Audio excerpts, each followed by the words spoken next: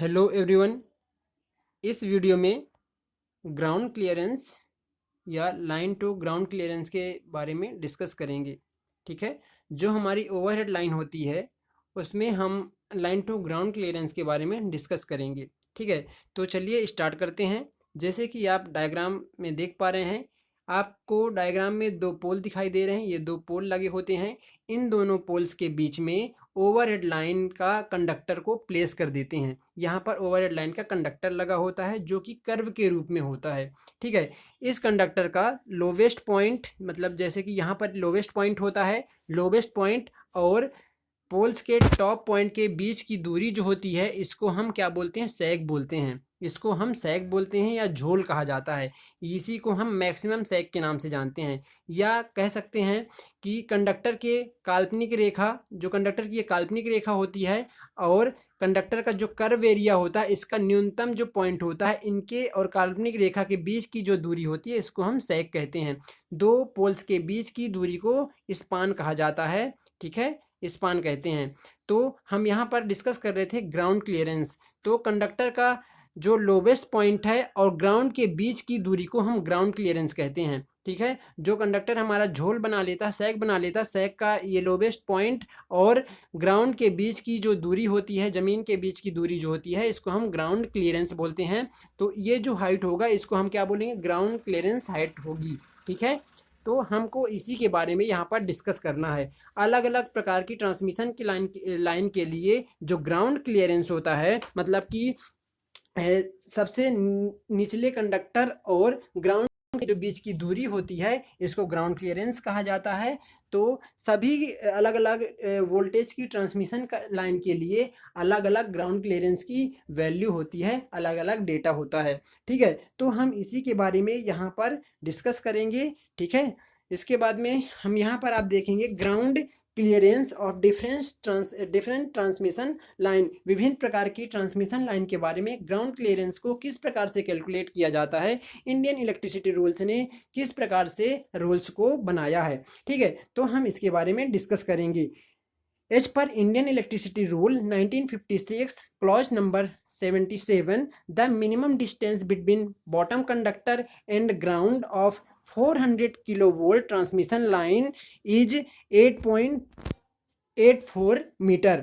ठीक है, Indian electricity rule 1956 के क्लॉज मतलब खंड 77 के तहत जो मिनिमम डिस्टेंस है बॉटम कंडक्टर और ग्राउंड के बीच में 400 किलोवोल्ट की ट्रांसमिशन के लिए, वो होता है 8.84 मीटर। मतलब 400 किलोवोल्ट की जो लाइन होती है वहाँ पर ग्राउंड और सबसे निचले कंडक्टर के बीच की दूरी 8.84 रखी जाती है। ये हमारा Indian electricity rule 1956 clause number 77 के आधार पे। ठीक है, as per this clause of Indian electricity 1956, minimum ground clearance of 33 kV uninsulated electrical conductor is 5.2 metre.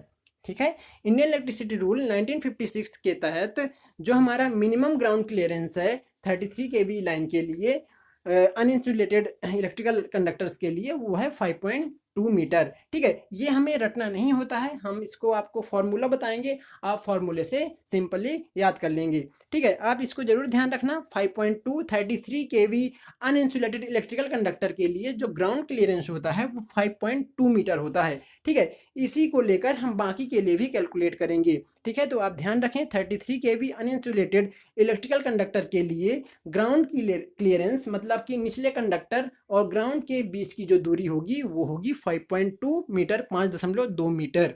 ठीक है, इसके बाद में this clearance is increased by 0.3 metre for every 33 kilovolt और एवो 33 kV। ठीक है, तो इसमें क्या होता है कि जो इसमें 33 के बाद 33 के लिए कितना हो गया, 5.2 मीटर हम लेते हैं, लेकिन 33 प्रत्येक 33 kV के लिए 0.3 मीटर बढ़ जाता है। मान लीजिए पहले 33 kV के लिए आपका 5.2 होगा और प्रत्येक 33 kV यदि उसमें ऐड होते जाते हैं तो उसके लिए 0.3 मीटर आपका बढ़ते चला जाएगा। ठीक है, इसको हम यहाँ और भी समझेंगे।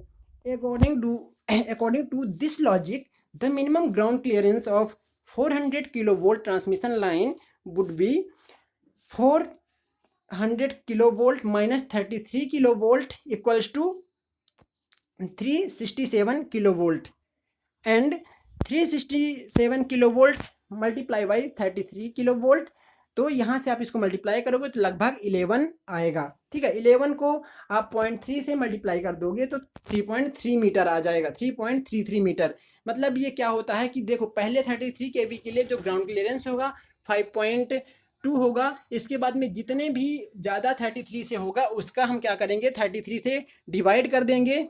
ठीक है, हमने क्या किया कि हम 400 केवी में 33 को माइनस कर दिया तो आपको ये वोल्टेज मिलेगा। इस वोल्टेज में 33 डिवाइड कर दोगे तो 11 मिलेगा। 11 को 0.3 से, जो यहाँ पर बताया गया था, 0.3 से मल्टीप्लाई कर दोगे तो आपको ये एक्स्ट्रा मीटर आ जाएगा। ठीक है, तो आपको जो टोटल इसका ग्राउंड क्लियरेंस हो जाएगा वो क्या था, पहले 5.2 था 33 के लिए और इस 33 के लिए 0.3 इंक्रीज हो रहा था, तो यहाँ पर लगभग 8.53 आपको ग्राउंड क्लियरेंस आ जाता है। तो लगभग सभी पैरामीटर्स को हम, सभी फैक्टर्स को कंसीडर करते हैं तो जो आपका 400 किलो वोल्ट की लाइन होती है, ठीक है, उसका ग्राउंड क्लियरेंस 8.84 होता है, जैसे कि आप यहाँ पर देख पा रहे हैं। For same logic the minimum ground clearance of 220 kV transmission line would B 220 kV minus 33 kV।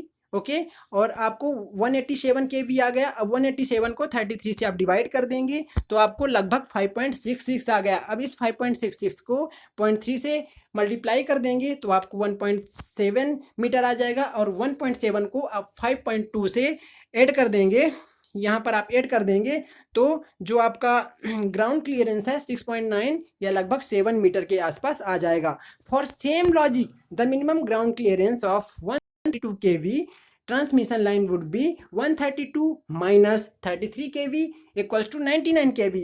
99 kV divide by 33 equals to 3।